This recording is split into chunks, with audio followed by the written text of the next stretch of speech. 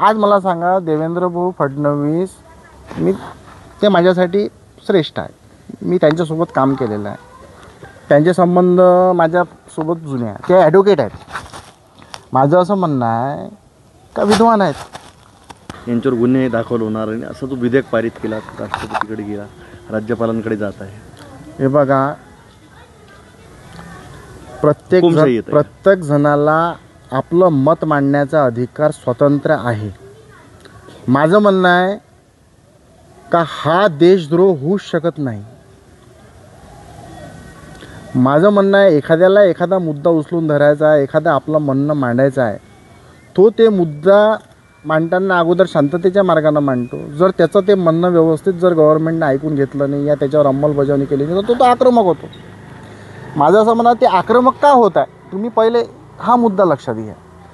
तो आज बच्चूभाऊ आक्रमक झाले का झाले? त्यांचं काही चुकलं नाही. कमिटमेंट तुम्ही करता. आज मला सांगा, देवेंद्र भाऊ फडणवीस ते माझ्यासाठी श्रेष्ठ आहे. मी त्यांच्यासोबत काम केलेलं आहे. त्यांचे संबंध माझ्यासोबत जुने आहेत. ते ॲडव्होकेट आहेत. माझं असं म्हणणं आहे का विद्वान आहेत. त्यांनी निवडणुकीच्या वेळेस जो शब्द काढला तोंडातून, तो कदाचित त्यांनी काहीतरी समजा असेल त्यांचं काही प्लॅनिंग, काही त्यांचं कमिटमेंट झालं असेल केंद्रासोबत तर आपण शेतकऱ्यांना कर्जमाफी देऊ, हे देऊ, हे देऊ.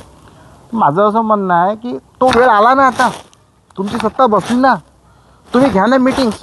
तुम्ही आंदोलन व्हायची का वाट पाहता? बेरोजगारी प्रश्न मार्गी लावा ना. तुम्ही 2100 रुपयासाठी बसवा ना मीटिंग. तुमच्याकडे यंत्रणा आहे ना. केंद्रात सरकार तुमची आहे, महाराष्ट्रात सरकार तुमची आहे.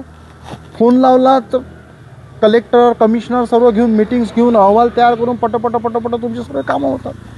काय म्हणणार अमरावतीच्या जनतेला, राष्ट्र उन्नती संघटनेच्या अजून विकासासाठी आणि येणाऱ्या निवडणुकीत जनतेला काय आव्हान आहे? माझं जनतेला एवढंच आव्हान आहे